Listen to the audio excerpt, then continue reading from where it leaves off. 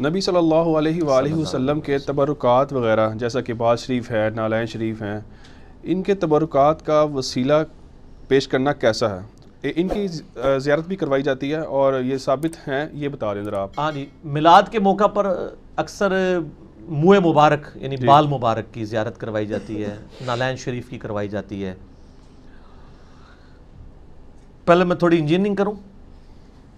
یہ جو لوگ کہتے ہیں کہ نبی علیہ السلام کا سایہ نہیں تھا، ایک جھوٹا عقیدہ پروپیگیٹ کیا ہے۔ دنیا کی کسی حدیث کی کتاب میں یہ چیز موجود نہیں ہے۔ میرا مسئلہ نمبر 118 ہے،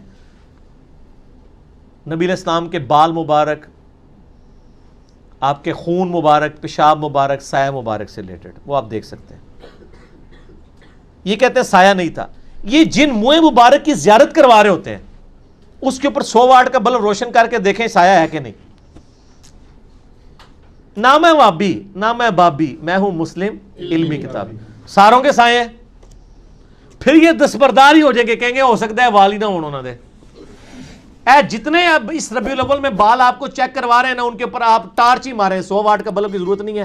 LED ٹارچ اپنے جو آپ کے موبائل میں یہ چائنا والوں نے سادہ سے موبائلوں کے اندر جو ڈال دی ہے نا، میرے کو سادہ موبائل ہی ہے، 200-400 والے موبائل بھی ہے، آگے لائٹ لگی ہے، آگے سے چیک کرنا سایہ ہے کہ نہیں۔ اور جو توپ کاپی میوزیم ہے ٹرکی میں، استنبول میں، وہاں جو بال مبارک ہے وہ تو سند کے ساتھ چل رہا ہے، اس کی بھی تصویریں رکھی ہوئی ہیں نیٹ کے اوپر، اس کا بھی سایہ سائڈ پہ نظر آتا ہے۔ تو اس کا مطلب یہ جھوٹ بولتے تھے کہ سایہ نہیں ہے۔ تو وہ اسی طریقے سے ان کی چیزیں چل رہی ہیں۔ تو برکات کو ہم مانتے ہیں، بخاری مسلم دونوں میں موجود ہے۔ نبی صلی اللہ علیہ وآلہ وسلم نے حجۃ الوداع کے موقع پر اپنا حلق کروا کے بال مبارک صحابہ میں تبرکن تقسیم کیے تھے۔ صحیح بخاری میں ہے، انس بن مالک کہتے ہیں کہ نبی علیہ السلام کا ایک بال مبارک ہونا میرے پاس دنیا اور جو کچھ اس کے اندر ہے سے بڑھ کے مجھے محبوب ہے۔ ٹھیک ہو گیا۔ صحیح بخاری میں حدیث ہے، ام سلمہ کے پاس نبی علیہ السلام کا ایک بال مبارک تھا، صحابہ زیارت کے لیے گئے اور انہوں نے کہا یہ نبی علیہ السلام کا بال مبارک ہے جس میں مہندی بھی لگی ہوئی تھی۔ انہوں نے کہا ہم جس مریض کو نظر لگ جائے یا جو بیمار ہو ہم اس کو یہ گھول کے دیتے ہیں، اس کو شفا ہو جاتی ہے۔ یہ صحیح بخاری میں ہے۔ صحیح مسلم میں ہے کہ نبی علیہ السلام کا کسروانی طیالسی کرتا نکالا اسما بنت ابی بکر نے، کالے کلر کا کسروانی طیالسی کالا ہی ہوتا تھا، پرشین امپائر والا، اور اس کو ریشم کی گوٹھ بھی لگی تھی۔ انہوں نے کہا کہ یہ نبی علیہ السلام پہنتے تھے، ہم اس کا دھون پانی میں گھول کے مریضوں کو شفا کے لیے پلاتے ہیں۔ بخاری مسلم دونوں میں موجود ہے کہ صحابہ کرام نبی علیہ السلام کے وضو کا پانی جو ہے وہ تبرک کے طور پہ لیتے تھے، بلکہ بخاری مسلم میں یہاں تک آیا فجر کے بعد بھی یعنی لوگ باہر لائن میں اپنے برتن لے کے کھڑے ہوئے ہوتے تھے۔ اے سارے سٹوری بک نہیں نے تو کہانیاں کرانے لندیاں، یہ بخاری مسلم ہے۔ اور نبی علیہ السلام سخت سردیوں میں بھی ایک ایک برتن میں یوں ہاتھ ڈالتے جاتے تھے، اور صحابہ کرام کہتے ہیں حالانکہ اتنی سردی تھی ہم پانی کو ہاتھ بھی نہیں لگا سکتے تھے، حضور اتنے خوش اخلاق تھے کہ آپ سارے برتنوں میں ہاتھ ڈالتے جاتے تھے۔ بڑا مشکل کام ہے سارے۔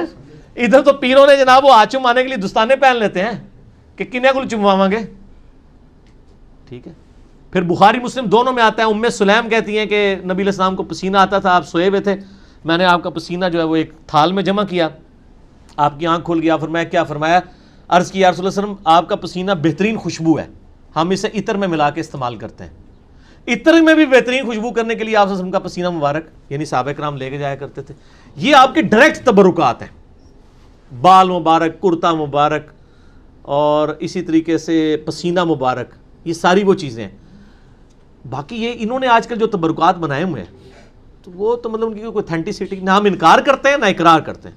باقی بال چیک کرنے کا میں نے آپ کو طریقہ بتا دیا ہے، ان کی ڈاکٹرائن میں وہ بال نہیں ہوں گے کہ ان کا سایہ چیک کریں۔ ٹھیک ہو گیا جی۔